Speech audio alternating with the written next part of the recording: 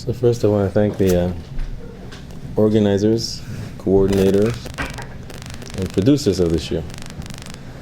It's a schus to be here again between Koslei Beis HaMedrash and to learn some Torah with you tonight.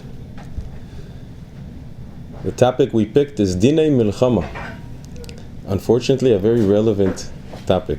We had hoped when we picked the topic that it should be something of the past, something Halachah, not Halachah L'maaseh. I'm sure you're well aware, a few hours ago, some sirens, some rockets were sent to the south of Eretz Yisrael. Baruch Hashem, now they extended the ceasefire, and we should hope and pray that the ceasefire continues. In Hashem, there should be only Shalom in Eretz Yisrael, Shalom Aleinu, Al Kol Amo Yisrael. With Hashem, with the schus of the Torah that we're learning, the tefillah that we daven, and the achdus. There's a wave that's been sweeping Eretz Yisrael and Klal Yisrael in the last 2 months. In Hashem, this wave shall continue and increase. And with this koyach ha'achdus, which is one of the 3 pillars to win the war, Chazal tell us there's 3 sgulos to win war: Torah, tefillah, and achdus. And with that, in Hashem, Kodesh Baruch Hu will show us nisim gluim. We should be showered by rachmei shamayim and chasadim gedolim. So we are dealing with Dinei Milchama, and we're going to go straight into our first case. We're going to present the case Am Yisrael, such tzaddikim. 3 weeks ago, 2,000 tzitzis, 2,000 tefillin, 2,000 sifrei tehillim were delivered to Gaza by this group of tzaddikim. They went down there and they went to give the soldiers this big package, 2,000. And the soldiers went crazy. They were so happy. They all took the secret weapon and they said, Vachs, and the tefillin, and the tzitzis. Ad kan, it's beautiful. It's mamash gewaldig. Here comes the problem. One of these guys in the group calls from down there in Gaza and says, I have a problem. I have a shayla. One of the soldiers is not Jewish. And he says, I also want the secret weapon. I see it works really well. Everybody, all the Jewish soldiers are going crazy over this. It must be worth a lot. I want this. So now he's asking us, the Beis Din of Highland Park, New Jersey, are you allowed to give a goy tzitzis, sefer tehillim, and tefillin? Is there any problem? We're giving it to him to own a pair? He wants it just like everybody else is getting a pair, so he also wants tzitzis, sefer tehillim, and tefillin. What do you say? He's going to come to not treat it with proper respect. Perhaps, but we need rayas. You don't want to give to him? Good. You have rayas? I need documentations, papers, shas, poiskim, gemore, Torah. Give me something. You don't want to give him anything? Tzitzis, tehillim? Start with the Start with tzitzis. Start with tzitzis. Let's start with tzitzis. We'll finish with the tefillin. Is there an issue? Perhaps not. Perhaps not. Is there an issue giving the tzitzis to a goy? It's a baguette. It's a baguette. Shulchan Aruch doesn't say that. Shulchan Aruch or Chaim Simin Chaf Seif Beis, the Mechaber writes, one is not allowed to sell tzitzis to a goy. Sell. Why? What's the reason though? What's the reason? Does it say mocher? Says the Mechaber. Pilei ploim tam. Says the Mechaber. A Yid is going to see another guy with tzitzis. He's going to assume he's a Yid, just like him. And then when he goes out of town, people didn't like to go out of town by themselves. So he would ask the guy if he can accompany him. And then when this Yid is with this goy, he may kill him. Says the Shulchan Aruch, because of that, you're not allowed to sell tzitzis to a goy. Pilei ploim. Says the Mishnah Berurah over there in Seif Zayin. Hold on, just a minute, I can't, because if that's the concern of the Shulchan Aruch, then how are you letting a goy in the army with a weapon who can turn around and kaboom? That's a good shayla. Does the army ask us questions?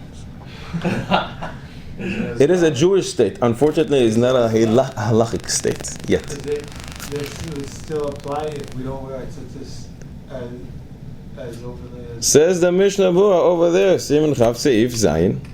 Don't have to worry about that, because he brings the Chayodam who says, today, goyim don't go around and kill people. Eimas Malchus. They're afraid. And therefore, don't worry about the tzitzis. Tzitzis is out. There's no problem. Give the tzitzis to the goy.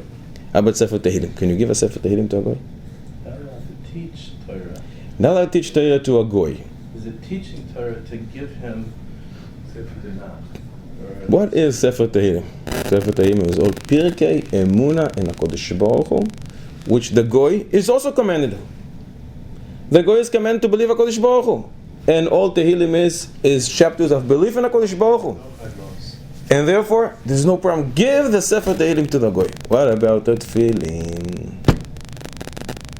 Any problem giving the tefillin to a goy? Post for Klal Yisrael. True. But is there a problem giving a tefillin to a goy? It's the Rambam. Hilchos Malachim, Perek Yud, Halachah Yud. Says the Rambam, if a goy wants to fulfill any mitzvah, don't deny him. He wants to do Shiluach HaKen. Go ahead. He wants to do like a Shirecha Epeya. He has a sadeh, he has a field. Go ahead, no problem. Says the Radbaz over there, except 3 mitzvahs. They require extra kedusha and extra tahara that the goy doesn't have. Says the Radbaz, Sefer Torah, a mezuzah, and tefillin. You can't give the goy. They have too much kedusha and tahara. He doesn't have it. Says the Radbaz, you can't give it to him. And therefore, we have a problem. Says the Rema, Shulchan Aruch Yored Reish Tzadi Aleph Seif Beis, you're not allowed to sell a mezuzah to a goy. Why? You know, when you buy it's a recorder here. It came with a manual. After a little while, some things expire or it doesn't work. What do you do with this one doesn't work? Throw it in the garbage. A milk carton says expiration another 3 weeks. If something is going to happen to the goy, he's going to assume, I guess it expired. He's going to chuck it in the garbage. Or who knows what he's going to do to it. And therefore says the Rama, one is not allowed to sell a mezuzah to a goy. And it seems consistent with what the Radbaz says. However, the same Rama over there says that if there is a chashash of Eva, you're allowed to sell it to the goy. If we have a chashash that the goy will do something to harm us, you're allowed to give it to the goy. And here, this is the situation. We have a guy who's fighting for us, holding a gun in his hands. Everybody else is getting this secret weapon, and he's not going to get it. It's going to cause a serious chashash of Eva, and therefore, give him the tefillin. Give him the tzitzis, give him the mezuzah, give him the tefillin. In this case, that was the answer in this question. 4 weeks ago, fresh ma'aseh from Maran Reb Chaim Kanievsky Shlita. Many families went up from the south. They escaped. Very, very hard to live down there in the south. There's one family who went up north, but they don't have any friends. They don't have any family over there. So they went to this guy who rents out a tzimmer. Tzimmer is like a bungalow. And they came and they said, listen, we ran away from the city in the south. He said, wow, you came all the way from there because of the war? You're staying by me for free. For a week and a half. In a week and a half, I have a paying customer. So then I'll ask you to leave. I said, wow, thank you very much. And they stayed. A week and a half later, he comes to him and says, my guy, the customer is paying. He's coming tomorrow, so I'd like you to ask you to leave. So they say to him, but where are we going to go? We have no family or friends. The war is not over. What should we do? This guy's a tzaddik. He didn't know what to do, so he decided to go to ask Reb Chaim Kanievsky. And he goes to Reb Chaim, and he tells him the whole ma'aseh. And Reb Chaim says to him, you never lose from doing chesed. And the guy says, fine, but Al Kol Panim, this is my parnasa. What am I supposed to do? Should I let them stay? And Reb Chaim says, you never get hurt from doing chesed. Okay, so he decided he's going to let him stay. He goes home. When he gets home, this is 2 hours away from Neibach. When he gets home, he opens up the mailbox, and there's a letter, there's a check inside, 75,000 shekels. From where? A year and a half ago, he fought with the insurance. There was a leak in the house, which caused a lot of damage, and he fought with them, and they basically decided, and they said, we're not paying. But suddenly, out of nowhere, 75,000 shekels. Reb Chaim just said 2 hours ago, you never get hurt from doing chesed. Boy said, we're moving to the second case. Listen to this. Am Yisrael Mamish Tzadikim. A siren goes off. What do you have to do? You have to run to the bomb shelter. This guy runs to the bomb shelter, and he sees inside a lot of women dressed very immodestly. Maybe the word dressed is not correct. They're not dressed. Very, very immodestly. No tznius there. And now he's asking us a question. Should I go in? The shayla of pikuach nefesh. Pikuach nefesh of the body. Or perhaps I should stay out. Because it's a pikuach nefesh, an eternal pikuach nefesh for the soul. We're not talking about a case that it's a small or a big bomb shelter and you can just turn your back to what you're not supposed to see, close your eyes, or wear Ovadia Yosef Zatzal's sunglasses. That's not the case. Our case is that it's either to be exposed to those things you're not allowed to see, or to stay outside. Do you stay outside, even though it's a pikuach nefesh shayla, but you do the right thing for your neshama, which is supposed to escort you l'chai olam haba? Or do you go inside, pikuach nefesh for your body? V'chai bahem, v'lo sheyamus bahem. What do you do? The Beis Din has to decree. What's that? Sakonas nefashos. It's not one of the three cardinal sins. Cardinal sins that you're required to sacrifice your life for. You don't want to close your eyes. Gilui Arayos, maybe. It maybe what? Abizrael. The Gilui Arayos is Yaharek ve'al Yavo? It's not, there's no direct causation. In other words, there's no direct causation. I mean, halachically, I'm not going to say in paskening, but just because a siren goes off doesn't mean that you personally are going to be exposed to a sakana. It may mean that.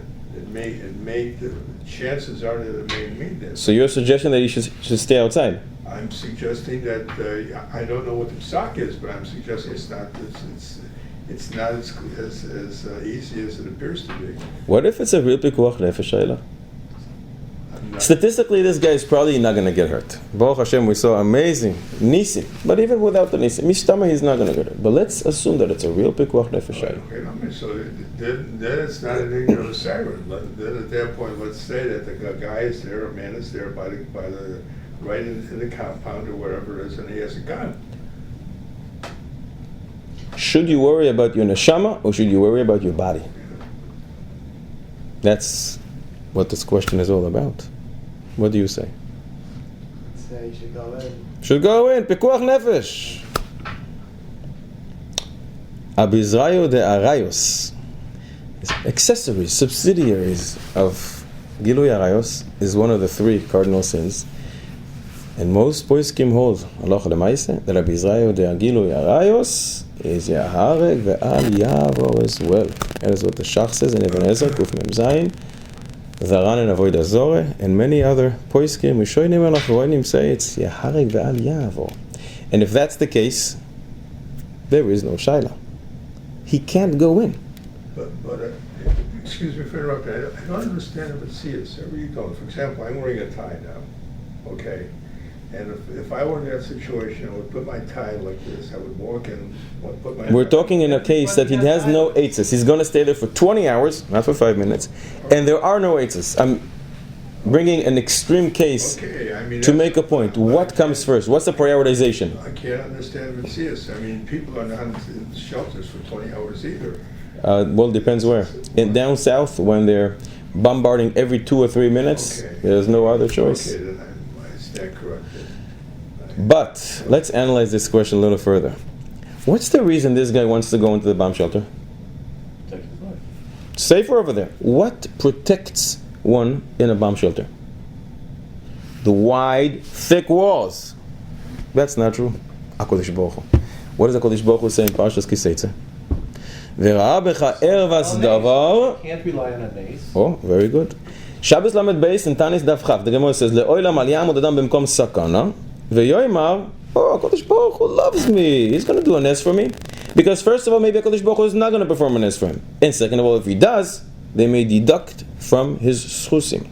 However, HaKadosh Baruch Hu himself says, V'ra'a becha ervas davar v'shav me'acharecha. Says HaKadosh Baruch Hu, if you go to war, and I see immodesty among you, I leave. If HaKadosh Baruch Hu leaves, and he's definitely going to leave that bomb shelter, HaKadosh Baruch Hu is not present when a place of unsnistic. If HaKadosh Baruch Hu leaves, Mimele, that place does not protect him. He thinks that if he goes in, he's going to be protected. The walls don't protect you. HaKadosh Baruch Hu protects. But if HaKadosh Baruch Hu leaves, Mimele, there's no protection. What's the Raya L'Davar? That same Gemara that you just quoted. The Rogatchover says, unbelievable Rogatchover. Le'olam al ya'amod adam b'makom sakana. A person should never stand in a place of sakana and say, HaKadosh Baruch Hu is going to perform an S. It says the Rogatchover, it says le'olam al ya'amod adam. It doesn't say le'olam al yikanis. Don't go into a new place. It doesn't say that. If you are in a place of sakana, go to a place which is a non-dangerous place. But it doesn't stay there that you have to go from a place of sakana to another sakana. And therefore the Rogatchover says in a similar case to this, don't go into another place of sakana. And that place of sakana is even worse, because that place of sakana is an eternal sakana for your soul. So Mimele, that place is not really going to protect the person, because the Kodesh Baruch Hu is not present. And even if a Kodesh Baruch Hu was present, which we can't assume how Kodesh Baruch Hu would be there, because there's Ervas Davar, there's Yeharek V'Aliyavo. And therefore, perhaps the right answer for that person was to stay outside. But who asks this question? Only tzaddikim. Ve'amich kulam tzaddik. A person hears a siren, he starts running. Wait a second. What does the Kodesh Baruch Hu want from me now? Only tzaddikim of Am Yisrael, in time of war, can produce these types of shaylas. So I asked Maran Reb Chaim Kanievsky Shlita, what is Halachah L'Maaseh? What should a person do in a case like this? He runs to the bomb shelter and he sees many ansneistic women. He has to stay there for many hours, and there's no eitzah how to avoid looking at them. Can we say that since the pasuk in fact says Veshav me'acharecha, Kodesh Baruch Hu leaves when there's no tznius, the bomb shelter is not protecting him? In this case, is he allowed not to go in, or perhaps he's not allowed to go in? And Maran Reb Chaim Kanievsky Shlita wrote to me, Yisgor einav, he should close his eyes. I asked Reb Chaim more, is he staklus, looking? Is it considered a bizrayu de Gilui Arayos? Not everybody holds like that, but the Beis Shmuel and Even Ezer, Siman Chaf Aleph, Seif Cotton Beis does. And Reb Chaim wrote to me, yes it is. And Reb Chaim told me, Sheyispalel shelo yitztarech lezeh. He repeated himself twice. One has to daven that he shouldn't come to this. And I kept asking Reb Chaim, I asked him again, if the Metzius is that there is no way of avoiding staring at those women, staying in the bomb shelter with them for a long time, can we say that a person is not allowed to go in? And Reb Chaim wrote to me, Ones rachmana patre upikuach nefesh doiche hakol. When a person is in matzav of an oines, rachmana patre, and pikuach nefesh, as we know, overrides it all. There was a Baal Tshuva who went to yeshiva, Nesivos Oilam. In Bnei Brak, there's a yeshiva, Nesivos Oilam, they do mamish pilei ploim with Israeli boys. And this guy went to reserve duty a year after he became Baal Tshuva. He never left a Gemara for a whole year. And then he was called to duty. And he went in a jeep. It's a patrol jeep. And the jeep went on this bomb, exploded, and this guy died. And now the Rashi Yeshivas had to go to be Menachem Avel. And they were terrified. The family is a little anti. And they didn't know what to say, because they knew they're going to be attacked. Where did the Gemara help him? He became Baal Tshuva. Where was the Kodesh Baruch Hu? I thought you become close to Kodesh Baruch Hu. He shields and protects you. What did it help him that he all day long was sitting and learning in your yeshiva? They didn't know what to do. So they went to Reb Chaim Kanievsky. Said, Rebbe, what do we do? And Reb Chaim on the spot tells him, well, we should tell the father that maybe he was really supposed to die last year. But the Kodesh Baruch Hu kept him around because he should be able to die as a frum yid in the Gemara. Shkoyach, you say it to the family. So, the Chaim says. So they went to the Shiva, started talking to the father, and at one point they felt this is the opportune time, and they said, we just came from the house of one of Gedolei Yisrael, and he said that perhaps it would be that your son was supposed to die a year ago, but Kodesh Baruch Hu wanted him to die as a frum person, sitting and learning. And the father became very excited, started crying. And he said, it's true what they told you. I said, how do you know? He said, well, last year he was also called to reserve duty, exactly a year ago. And he was supposed to go on a patrol. And 2 minutes before he went on the car, The commander says, no, you're going on the next patrol. And that patrol car was also exploded and a soldier died.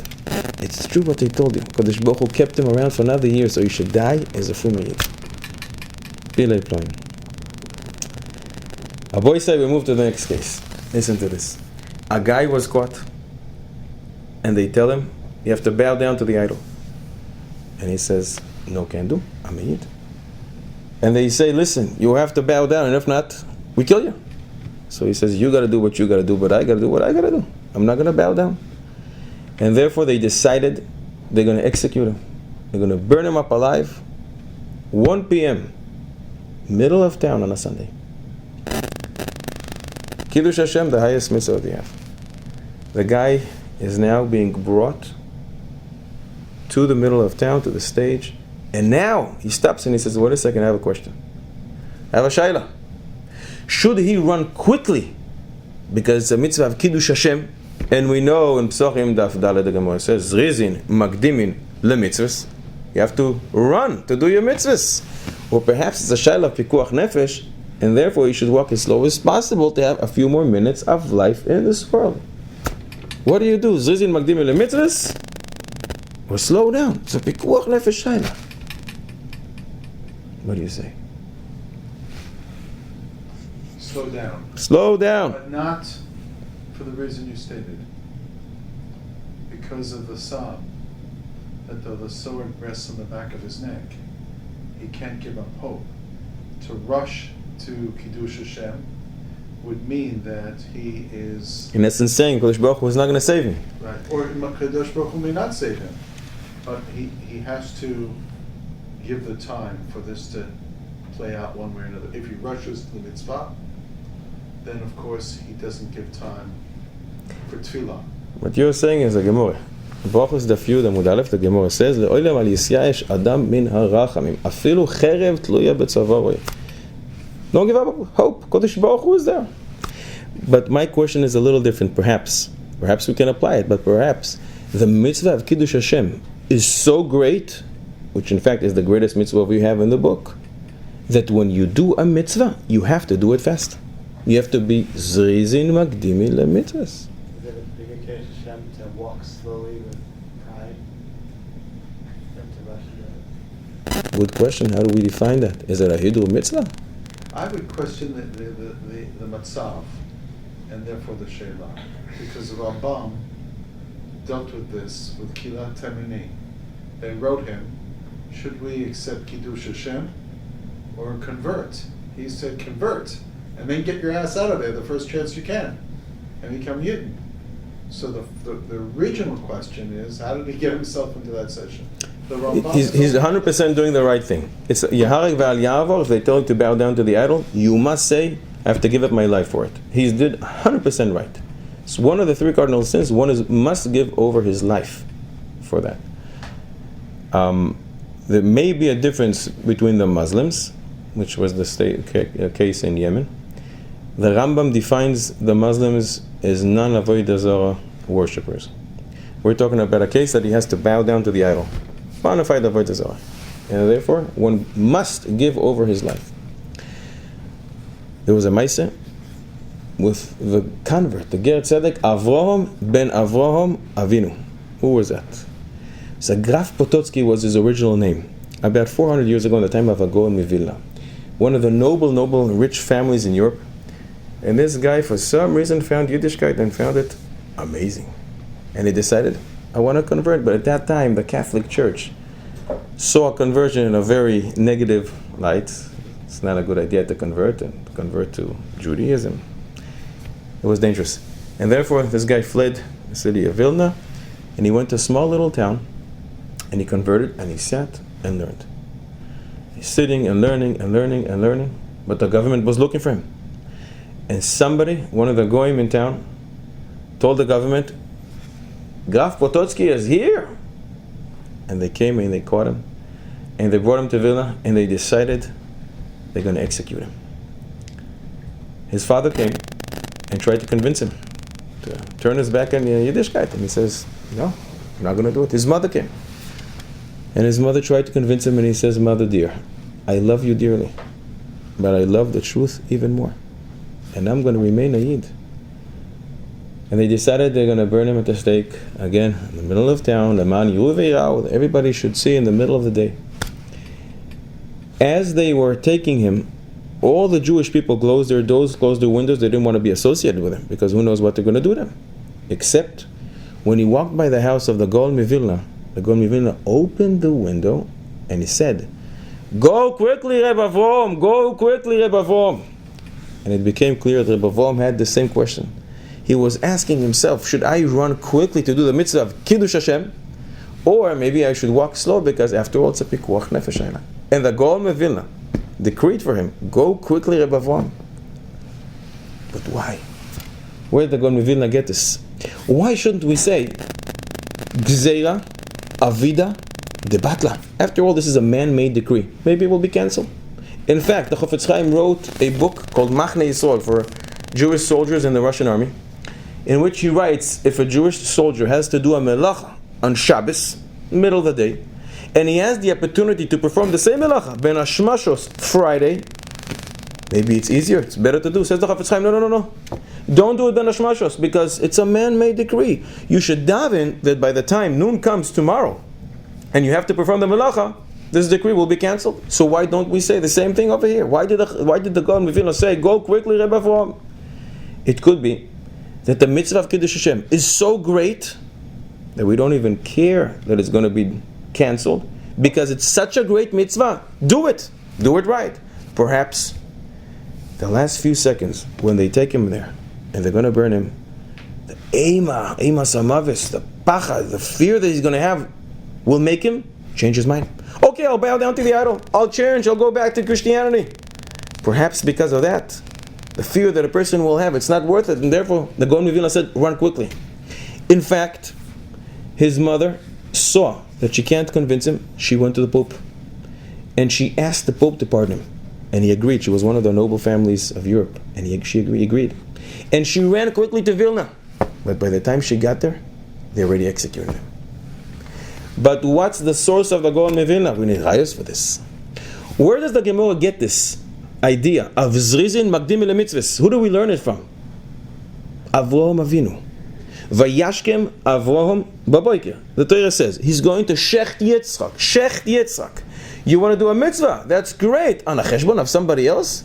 And that person is going to be killed? And yet, from him we learn Zrizin Magdim Mitzvahs. You see that Zrizin Magdim Mitzvahs is not an aside, it's not a bonus, it's not a new mitzvah. It's an integral part of the mitzvah, because HaKadosh Baruch Hu is agreeing with Avram, who is going to shecht his own son, and yet he's going quickly to perform that. Moshe Rabbeinu, Parshas Matos, just a few weeks ago, the beginning of the Parsha, HaKadosh Baruch Hu says, take revenge of the Midianites, then you will die. What would we do if we would Moshe Rabbeinu? Wait till you're 263 years old, really, really old, can barely walk, and then you go and you fight the Midianim. What did Moshe Rabbeinu do? The following day, go to war. But your life is dependent. Slow down.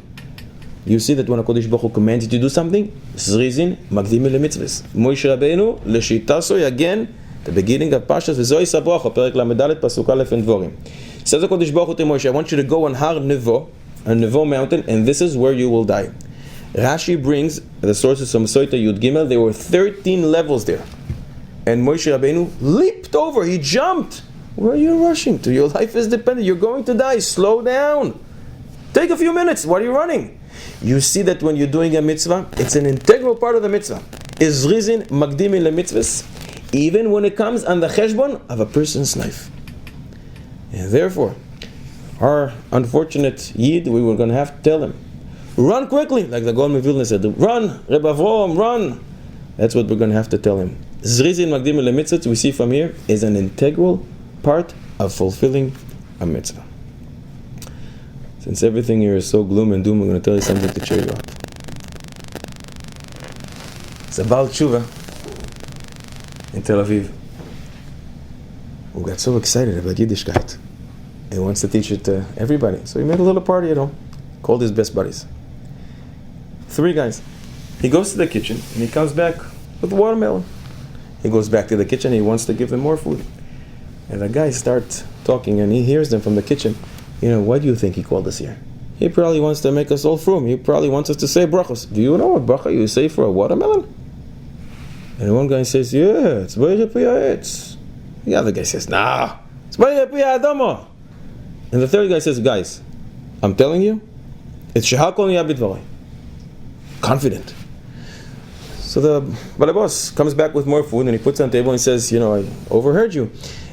It's actually Boirei Pri Ha'adama, but tell me, why are you so confident? He asks this guy, he says, why are you so certain it's Shehakol Niyah B'Dvarei? And the guy says, well, I'll tell you. I was in the Lebanon war, and at one point we were surrounded by enemy tanks, and the matzav looked terrible, and we didn't know what to do. The commander said, we have to start firing. Is there anyone here that knows any prayer, any blessing, anything? Group of secular men. Nobody knew, but I remember then, I said, yeah, I remember when I was a kid, I used to go to my grandfather, and he used to give me some chocolate, and he would say Shehakol Niyah B'Dvarei. So yes, I do know one blessing. Commander says, you're going to say it out loud, and we're all going to say it with you. So I said loud, Baruch Atah Hashem Elokeinu melech haolam Shehakol Niyah B'Dvarei. We all said it together, and then we fired, and the enemy tank exploded. And the commander says, it works! Now every time before we're going to fire, we're all going to say it together. He used the radio, and he said to everybody, say it together, Baruch Atah Shehakol Niyah B'Dvarei. We fired, and suddenly the enemy tanks ran away, and most of them we destroyed. So I ask you, if a Shehakol Niyah B'Dvarei works for an enemy tank, don't you think it works for a watermelon? True, Maisa. Didn't know about bracha levatala. I don't think it's a bracha levatala. Does it say every time they fire? Oh, for the fire. I thought for the watermelon. No. Listen to a Maisa. Reb Moshe Aronson Zecher Tzadik Livrocha was the Rav of Sanik in Poland before the Holocaust. Then he was in Holocaust for 6 years, and he wrote a whole book detailing everything that happened there. Unbelievable, mamish unbelievable. Some questions that he was asked. Pilei ploim. One of the questions. At the end, towards the end of the Holocaust, there were the death marches. It's estimated that 250,000 Jews perished in those death marches. You walked for miles and miles, hundreds of miles. And at one point he says, we walked from Buchenwald to Theresienstadt, and we paused for 14 days in a certain field, and we didn't know why we're pausing, but we had to stay there. There's almost no food. So when we were mamish, so hungry, we bend down, we start eating the grass, bitter leaves of grass. But then the Germans yelled at us because the neighboring, all the people around said, they're thieves, belongs to our animals. Our animals not going to have what to graze, make them stop. And the Nazis, Milchama, made us stop. It was so bad that every minute people were dropping. So many people died there. Didn't have what to eat, didn't have what to drink. At one point he says, I was asked, this guy comes to me after 14 days and says, listen, we survived 6 years. This is how we have to go. Rebbe, I have a question for you. There's a lot of people here who are dying every minute. Are we allowed to cut off some human flesh from a person who died in order to eat? It's a pikuach nefesh hayla. Otherwise, we're all going to die here. This is what we survived for 6 years. And Aronson looked up and he says, HaKadosh Baruch Hu, please take me away. I don't want to paskin on this type of shilas. This is how low we have to sink. This is already a case which is detailed in the Medrash Eicha, that this happened in times of a churban, but now it happened again, only 70 years ago. What's the answer? Now we have to paskin. Are you allowed to eat human flesh? Person died. For pikuach nefesh. What do you say, Rabbi? Say?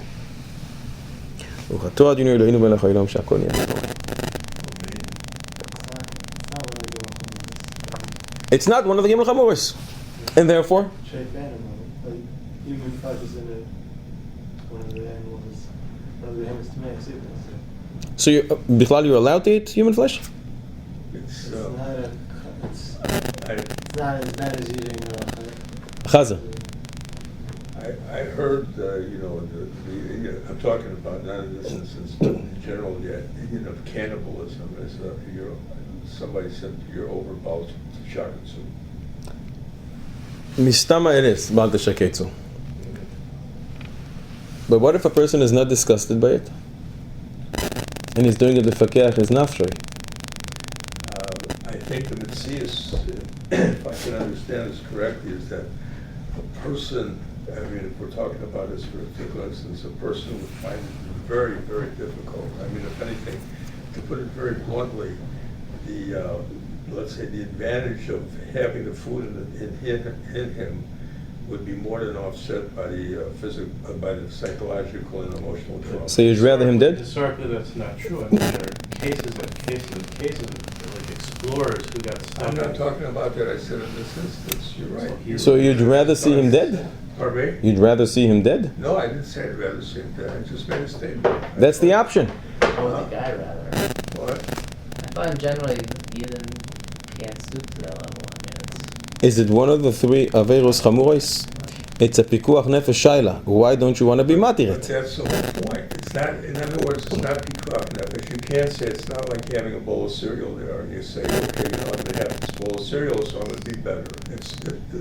I'm suggesting that because of the possible psychological and emotional trauma, the person in eating this very small amount of food could be, it could render another time. Is one allowed to be over Baal Shaketsu for Pikuach Nefesh situation? I don't know. I'm not positive. Of course he's allowed to. Of course he's allowed to. What about the issue of Tzelem Elokim? What about Tzelem Elokim? If I do already have a Tzelem Elokim in me, I'm just increasing my Tzelem Elokim, taking from someone else. Who says you're not allowed to eat human flesh? Are you allowed to eat? It's actually a three-way machloikes. The Ra'ah from the Rishonim, brought in Shita Mekubetzes, Ksubas Daf Samech, says it's a loitase from the Torah, a negative command from the Torah, and he brings it from a kal v'chomer. If you're not allowed to eat a behema tmeya, how much more so you're not allowed to eat human flesh? The Rambam, Hilchos Ma'alchalos Asurois, Perek Beis, says it's an aseh. You're not allowed to eat human flesh because it's a positive commandment. Because the Torah says, Zois toichelu, these are the animals you're allowed to eat, implying that everything else you're not allowed to eat. And the Ramban says, it's not from the Torah, it's the Rabbanon. They all agree, you're not allowed to eat human flesh. However, everybody would agree that halachically, it's a pikuach nefesh shayla, and therefore you're allowed to. Says of Moshe Aronson, I told this guy who asked me, don't eat. For two reasons. You know what's going to happen if I would give him a heter? There were people dropping there every minute. A person will go to somebody who has a nice extra calories on him before he dies and says, this is a nice lunch. And people would start killing the weak and the old. And more than that, he said, all the Germans around would see, you see, we told you, these people, they're not human beings, they're animals, they're eating their own brothers and sisters. And therefore, for these two reasons, he told them, don't do it. And he says, an hour after he gave this psak, the German says, okay, we're starting to move. After 14 days, they didn't. And then they also got some food. But the question is a pile ployim of a question. Moshe Aronson says, in Tafshin Beis, 1942, when they started realizing that the Germans are not sending people to vacation or work camps, they were actually killing, destroying everybody, they couldn't believe it. And he investigated, and he saw that it's emes. And they were terrified. They didn't know what to do. He wrote a letter to the Sochotchav Rebbe, the one who wrote the Chazdei David. He couldn't write what he really wanted to write, so he wrote it in the code. And he says, Aunt Esther came. Aunt Esther from Megillah Street, building number 7, apartment 4. What should we do? What does Aunt Esther like? The Baal Chazdei David receives this letter. He understands. We're talking about Megillah Esther. Perek Zayin, Pasuk Dalet. What does it say there? Ki nimkarnu ani ve'ami lehashmi la'arog u'le'abit, because me and my nation have been sold to slain and to perish. Ve'ilu la'avadim u'lishpachos nimkarnu echerashti. If we would only be sold to be slaves, I would remain silent. But that's not the case. They want to destroy us all. And the Chazdei David understood immediately, and he wrote him a letter as well in a code. And he says, Aunt Esther really likes when you play the piece from our grandfather. The 23rd piece, the 4th segment. He was referring to our grandfather. David HaMelech, who wrote in Tehillim, Perek Chaf Gimel, Pasuk Dalet, Gam ki eilech begeitz al mavis, lo yirava. Even if I walk in the shadow of death, I will not fear. Ki ata imodi, because you are with me. Shiur techa u'mishantecha hema yemachamuni. Your staff and your rod give me comfort.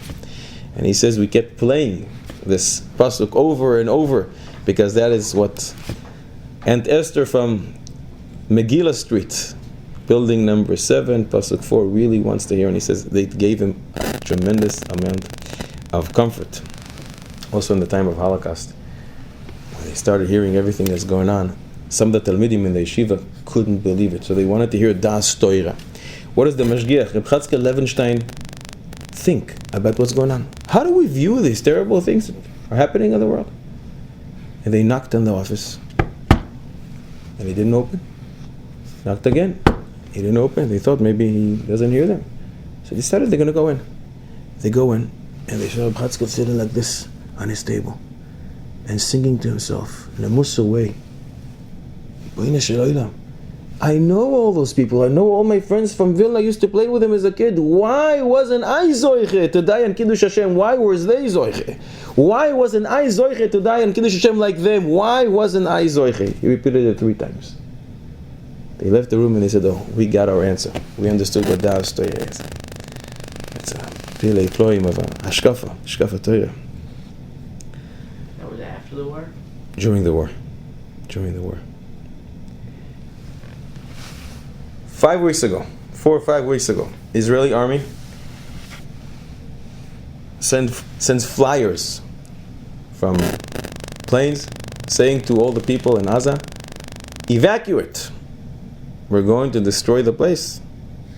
And people indeed left. The soldiers went in, and in many cases the homes were empty, and a lot of their possessions were still there. And now the soldiers from within the battle are calling us to find out, are they allowed to take items from the homes of these people who left? It looks like it's all hefker. Can you do some loot in these places? Is it Jewish places? Ma pitom! Palestinian. Aza, Rafiach, and other nice places. Arabs. They ran away from the fear of the Israelis. Are you allowed to take their possessions? This happened in Lebanon many times. You're allowed to take their possessions or not? What do you say, Rabbi Israel? No. Documentations. Can you back it up? Why not? What's the svara? Pikudot. We don't care about the pkudot. We don't care about the law of the army. We care about the law of HaKadosh Baruch Hu. Does HaKadosh Baruch Hu like us to take the stuff, or he likes us not to touch it? Kiddush Hashem, because you've asked them to evacuate, so that you can do what you need to do. So you've said, please leave your homes. You'll come back afterward. And you say, you come back afterward. There's an implied promise at Kinyan. You've given them a flyer. You've dropped flyers. The flyers are a form of Kinyan. You've said, do this and that, so we can do this. They've done that. You need to do what you need to do. I never said in the flyer, I'm not going to touch your possessions. If something is important, you take it with you. Yes, at the same time, it's an implied contract. The leave your home is an implied contract. You have documentations? The implied contract, it's a kinyan. I need a stronger documentation. The Orach Chaim HaKodesh, Parshas Vayishlach. Bnei Yaakov go into the city of Shechem, and they kill them all. And they took all their possessions. Asks the Orach Chaim HaKodesh, why? How come they took all their possessions? And he says, you know why? Because there was an Indian of Busha here. What they did to Dinah, the daughter of Yaakov, what embarrassment to the family. And therefore, to compensate for that, as a Dinei Busha, they took all their possessions. And the way it goes with Dinei Busha is Hakol Lefi HaMevayesh VeHaMisbayesh. The more distinguished the person who was embarrassed, the more monetary compensation. Yaakov Avinu, you don't have anybody more distinguished in the world entire. What did he say to them? And therefore says the Or HaChaim HaKodesh, only in a case where you have busha involved can you take the money. Otherwise, you're not allowed to touch the money. But even Yaakov Avinu, what does he say to them? Yaakov Avinu also said, what did you do? But what were they thinking in order to take the money? They were thinking there's an element of busha here.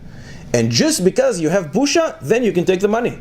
Otherwise, you can't. But what was their avera? They didn't ask. They're elder. Go and ask. Godol Ador is sitting right there. Right. They didn't ask him. They did, and then they imported. Right. And what happens is, if the Gedolim, in essence, the Fakdim, say don't do that, that's the directive. That's what the You see from this Or HaChaim HaKodesh that you're right. You can't touch their money. Unless there's an element of busha, which in our case, doesn't apply. Two comments. First of all, number one was before Matan Torah. In other words, what happened, is not necessarily a cause for psak halacha. And number two, I think according to the Medrash, Shimon and Levi, they were kids basically. They were 13, 14-year-old kids. Sometimes. So you can't, in other words, when people act act emotionally, which there might have been some kind of emotional component to what they did, they can't, they can't be expected, in my opinion, to be aware and to consider all the consequences of what they're doing. If the Or HaChaim HaKodesh analyzes what they did, and he says the reason they did this was for claiming busha compensation, you see the Or HaChaim HaKodesh doesn't say this was before Matan Torah, we don't care what happened there. He uses this only to explain to us, which we can learn from, that in other cases you're not allowed to do this. The Or HaChaim HaKodesh uses this to say, even though it's before Matan Torah, and sometimes we do this, there is an element here. The Avos HaKadoshim fulfilled the Torah before it was given. The Gemara says in 2 places in Shas. And therefore, Yom HaKavches Amud Beis, Kedushin Pei Beis Amud Aleph, the Or HaChaim HaKodesh explains the only reason that they would allow themselves to do that was because of busha. And the other Rishonim and the Mefarshim of the Torah also give various reasons why they did what they did. I don't recall one of them saying that just because it's a juvenile act. No, I'm not saying it's a juvenile act. I'm saying that because of the fact that there was, as we know, an emotional component. In other words, it wasn't like the fact that they came to Yaakov. They said, "Tati, we have a problem. These people, Shem, the son of Hamor, they took Dinah, they did something to her." And so Yaakov, can be the best in, and he said, this is what you have to do. It doesn't say that. That's not obviously what happened. Right. That was one of the claims on them. Why didn't they do this? Right. The conquest of Eretz Canaan was a Milchama tzivui, so they were allowed to take. Let's say this is a Milchama reshus, or I would analyze it in that manner. I would not think that this is necessarily a Milchama reshus. This is a Milchamas mitzvah. There's no greater Milchamas mitzvah than this. When they came into Eretz Yisrael to conquer it, Milchama, nobody is going to come back. They will all be wiped out or leave. Nobody's going to come to reclaim their possessions. So, but what we see from the Or HaChaim HaKodesh is that he gives permission to do this only when there's an element of busha. When there is no element of busha, you can't touch the possessions. How did he analyze that from the pasuk? He asks, why in the world did they take the money? They did something wrong, kill him. But why are you touching the money? And he says the only reason was because of busha. And busha is l'hakol lefi ha'mevayesh ve'hamitbayesh, and you don't have anybody greater in the world as far as chashivus is Yaakov Avinu, and therefore no money in the world will be enough to pay him from the busha that he suffered. So we know the Chaim took for granted that you're not allowed to take it if there's no element of busha. Right. Where does he take his it? chiddush. From the fact that the only way that he understands why they did it is because of busha, you understand that any other case, you're not allowed to take the money. Weren't they dead in that case, though? Yeah, Milchama, they had relatives. Milchama, they had relatives in neighboring towns. We're going to come tomorrow. Boy said we're moving to the next case. There was a Rav, was Mekarev, a certain individual became Baal Tshuva years ago. And he told him, when you become a Chassan, I'm going to be the Mesada Kiddushin. Really? Yeah. Fine. He calls him a couple of months ago, a month and a half ago, and he says, guess what? I'm going to be married. I'm a chossin. He says, great. Remember you said that you're going to be my Masada Kiddushin? Sure. Where's the wedding? In one of those cities in the south, which is bombarded day and night. The Rav is shaking. He doesn't want to go down there. He asks a question. Does he have a shayla of a neder? He said he's going to be the Masada Kiddushin. With a neder, if you didn't say Beli neder, and you said you committed yourself to a dvar mitzvah, it becomes a neder. And if that's the case, can he get out of it? Or should he go down to the south? This is fresh from a few weeks ago. What do we do? If a person goes to do a mitzvah, they have a certain protection. Shoyme mitzvah lo yeida davar ra. True, but the Gemara in Pesachim Daf Ches says that b'makom heizeka, which is shachiach shani, a person can't stand in the middle of the highway and say, listen, I'm on my way to do a mitzvah. I'm not going to get hurt. When everybody's zooming 65 miles an hour, he will get hurt. Shluchei mitzvah eina nizoikin lo behalichoson veloy bechazarason, only when you're going in a place where there's no shchicha heizek. But if a place is very dangerous, you can't say it. What do you say, Rabbi Sam? Is it a problem? It is a problem. It's a problem. I think it's a problem hashkafically, but I don't want to analyze it halachically, but hashkafically. The what? That here you have a chassan, he's living there, he's going to make a chasana, and the Rav is, I'm afraid. And who's the Baal B'tachon here? What message is he giving as a Rav, saying? I want to strengthen what you're saying from the Gemara. Sanhedrin Daf Kuf Amud Beis, the Gemara says, Lo ta'yel davya b'libcha. Don't allow fear, worrisome, to go into your heart. Why? Says the Gemara, because fear has killed many giborim. Control your emotions. What's going on with you? More than that. This Shabbos we're going to read Parshas Eikev. It appears in Parshas Eikev, it appears in Parshas Vayischanan, it appears in Parshas Shoftim. When you go to war, lo yisira. Says the Kodesh Baruch Hu, don't fear. You're going to conquer Eretz Yisrael, don't fear. It's an isur d'oraisa to be afraid. But you know what this rabbi perhaps is going to tell us? It's an isur that our places the soldiers fighting, not to the rabbis. But in any event, he's afraid. What do you want from him? He's shaking. Does he have to go or not? There was a shayla like this. Rabbanus is the wrong position. What's that? Maybe Rabbanus is the wrong position. Perhaps, maybe only in peace time, not in war times. There's a ma'aseh similar to this. Rav Wosner Shlita was asked in Shevet HaLevi many years ago by Reb Moshe Halberstam Zecher Tzadik Levrocha. He writes to him, 27 years ago, this is how the letter reads, I went to the hospital to visit this guy who was unconscious. The doctors, the family, they all gave up hope. It was clear that this guy's a goner.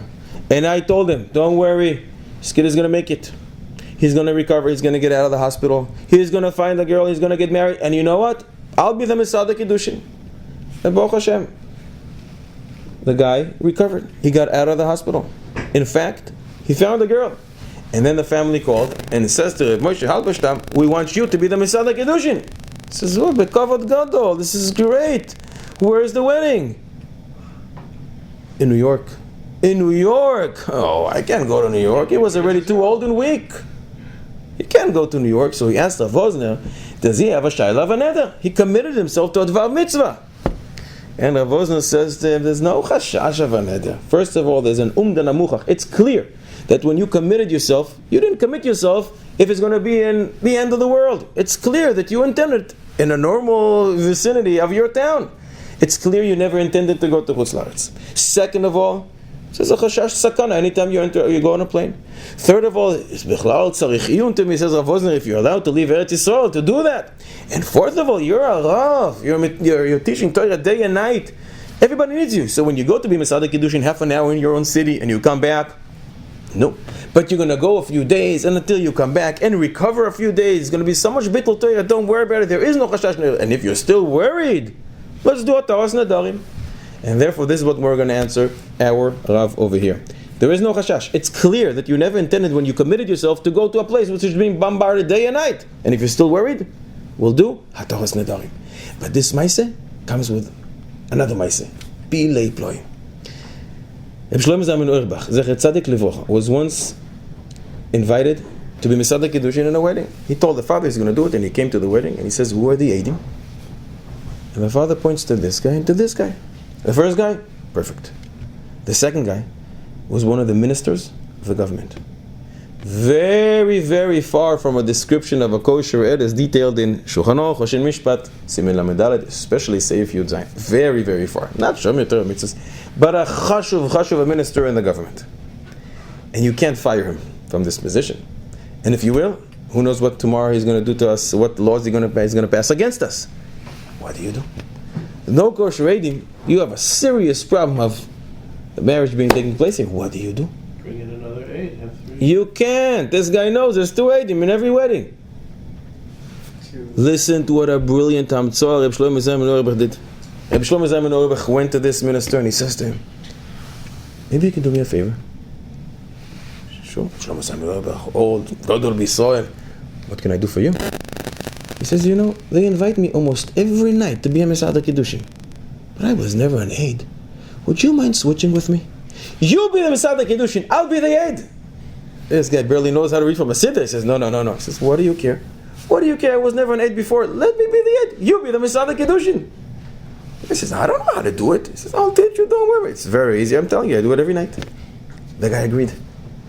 Reb Shlomo Zalman Auerbach was the aide, and this guy was the Mesader Kiddushin. He avoided the embarrassment. Such brilliant amtzah to make sure there's always peace and achdus, and to avoid embarrassing. It sounds brilliant. What's the problem with this? The problem, lichoira, is a Pischei Tshuva. In Even Ezer, Simen Mem Tes Seif Beis, the Pischei Tshuva says, there's a takana from the rabbis in France, we're talking many, many years ago, hundreds of years ago, that a person who is not an expert in Gittin and Kiddushin is not allowed to perform Gittin and Kiddushin. This guy is very far from an expert, he barely knows how to read from the siddur. What's the answer?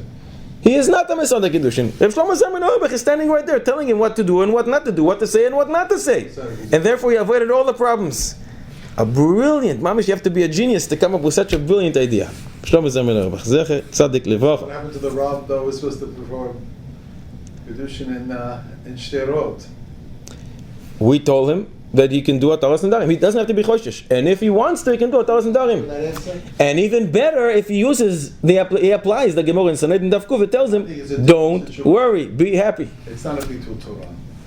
He's not losing time. He's not flying overseas. His problem is not Bitul, his problem is just fear. But it's a umdin amuchach, it's clear to us that he never committed himself when he did, that he's going to go perform a wedding in a place which has been bombarded. And perhaps he's not allowed to go there.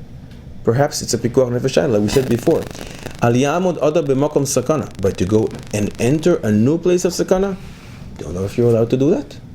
So maybe as a rav to perform a kiddushin, if he's not afraid, maybe he's allowed. But perhaps if he's in a place which is not bombarded, and he's going to a place which is mamish every 2 minutes, it's a rocket that falls. So we're not discussing if he's allowed or not allowed. I'm not sure he's allowed or not. But we're just talking about, did he commit himself in a way of a neder or not? And for that, Hataras Nedarim if he is still choishish. I have a hard time understanding the story with Rav Balzer Sak. Two of the reasons he said about leaving Eretz Yisrael and about Bitul Torah. How did that, if he has a neder, then He's in his those two reasons, huh? And It's Rav Vosner was trying to say. Midot, what about the Midot? Atnasat Kela, Chala. Achnasas Kola is the greatest mitzvah there is. We say it every morning. It's an unbelievable mitzvah. But his shayla. He's invited to the Chatuna. So one must go to every time he is invited, even if it's in Australia. It's not in Australia. You said it's in the States. South. Oh, you're talking about Rav Vosner's shayla? You're talking about one is not required to go to every wedding he's invited to. Doesn't have to go. Achnasas Kola entails providing money to the chassan takal to be able to be married. Going to the wedding is an inyan of mesameach chassan takal, which is great. The Gemara in Bracha says, "Kol mesameach chassan takal zoiche b'chamisha kolos." It's a fantastic thing, but you don't have to go. And what's the raya? You are invited many, many times to weddings which you don't go to. His whole question was not as far as is he required to go to the wedding, as far as Mesameach Hasam Lekala, he wanted to know if it's a chashash of a neder. And since he is shaking, and he can't perform a wedding when he's shaking, it's going to be very embarrassing for the Chassan and Kala, where the Rav is going to be standing there this way, they're probably not going to want him. That's a different issue. But it's so easy for him to just be mater neder. Oh, so first, Be mater neder. so first of all, the answer is that there is no neder here. And the neder is only when it's clear that you committed yourself to something that now for some reason you don't want to, but this is something he never intended to do, and therefore there is no neder. And if you're still choishesh, you can do ataras nedarim. Not always can you do ataras nedarim.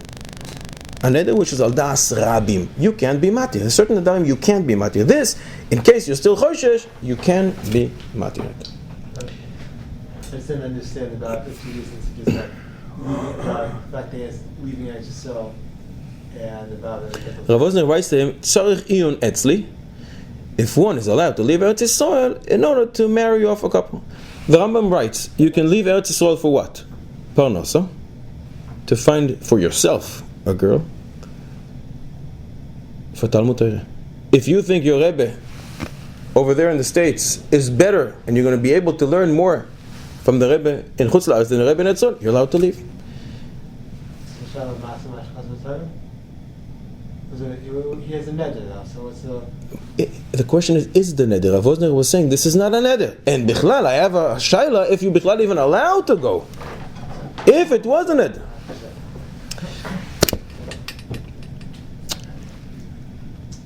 Many years ago, one of the Gedolim in Yerushalayim, his name is Rabbi Shaya Bardaki. He came from Vilna. About 150 years ago. Yeah. And Rabbi Shaya Bardaki came to Israel on a boat, and just before they got to the shore, the boat sunk.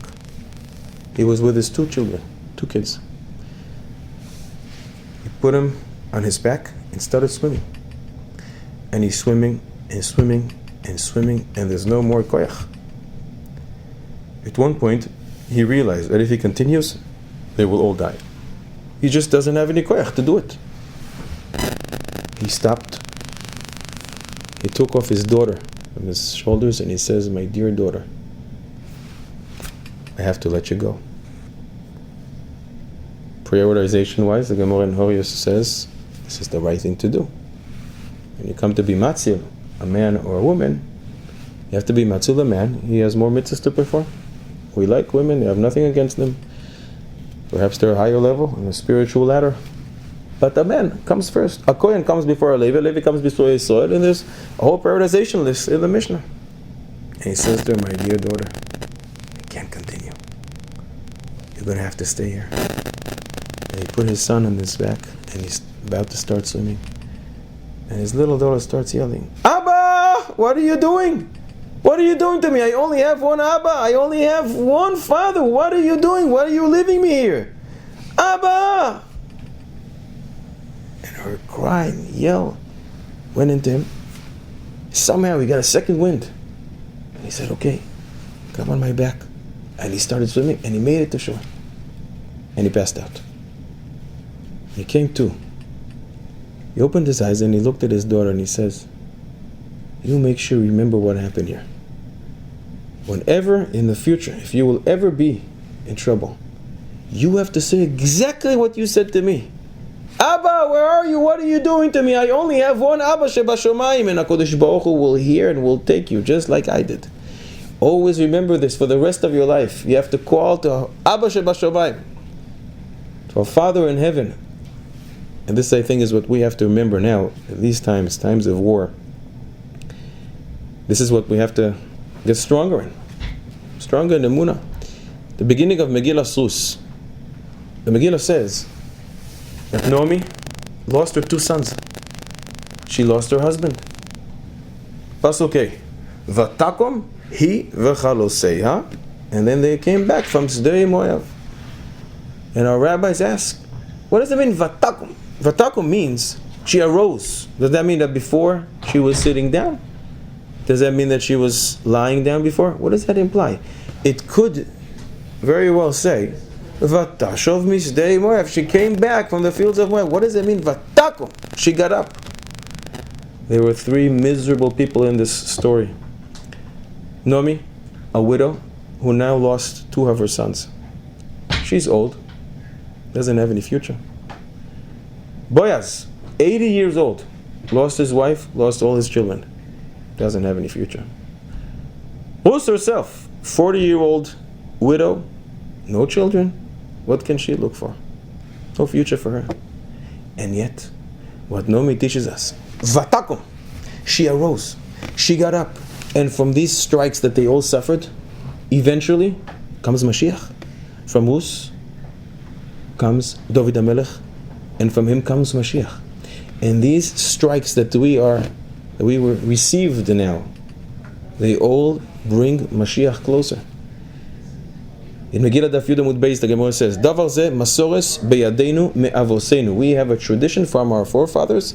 Amotz ve'amatzia achim havu. Amotz is the father of Ishaya Hanovi. Amatzia was the king. And they are brothers. Shkoya. So what? Says the Rav Benedin.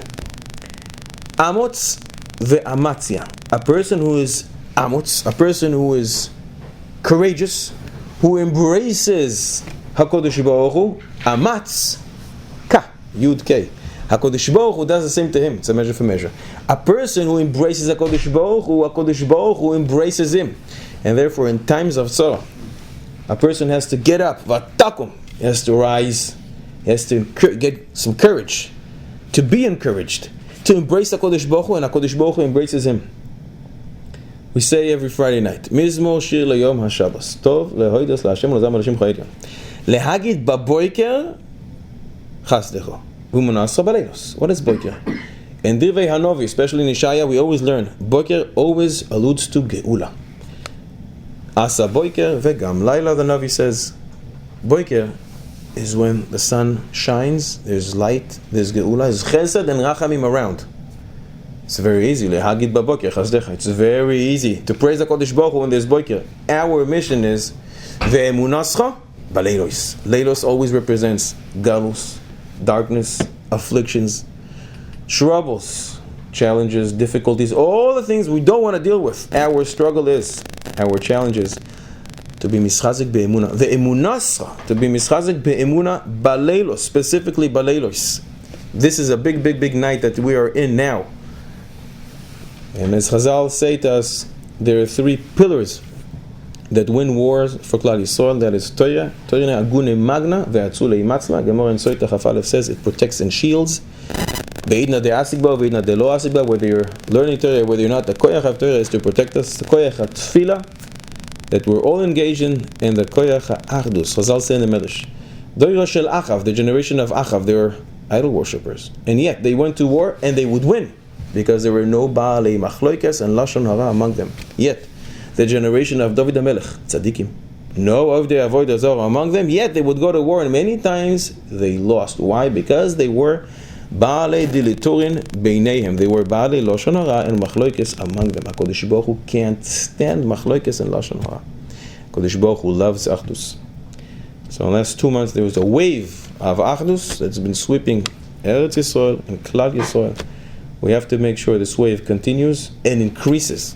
And with the koyach HaTorah, the tefillah, and the achdus of Klal Yisrael, Yimitz Hashem HaKadosh Baruch Hu will shower us with rachamim, with chasadim gedolim, with nisim geluyim. And a shiur like this should only be a shiur lehalachah, and not a shiur lemaaseh. We should be zoichet at the time, lo yisa goy el goy cherev, velo yilmedu od milchama. We should only know peace, achdus, Shalom, Vereus, Ahavas, Achim. And Yimitz Hashem, we should all be zoichem next year. We'll do have together in Yerushalayim. Beis HaMikdash, Mashiach Tzidkeinu, Bekorov, Beyameinu. Amen. Amen.